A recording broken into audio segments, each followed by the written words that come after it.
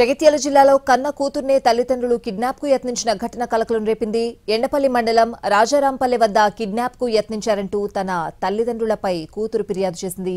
పెద్దపల్లి జిల్లా బసంత్ నగర్ పాలకుర్తి గ్రామానికి చెందిన ప్రియాంక వెల్గటూర్ మండలం రాజక్కపల్లెకు చెందిన రాకేష్ ను ప్రేమించింది.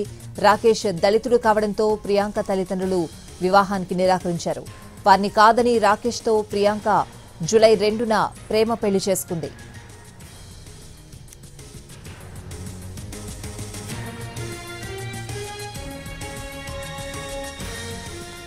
ఇక ప్రియాంక ప్రెగ్నెంట్ కావడంతో ఆసుపత్రిలో చూపిస్తామని తల్లిదండ్రులు నమ్మించి వారి వెంట తీసుకువెళ్లారు.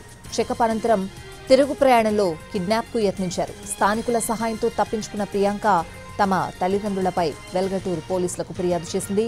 వారి వల్ల తనతో పాటు తన భర్త రాకేష్ కు ప్రాణహాని ఉందని ఫిర్యాదులో తెలిపింది.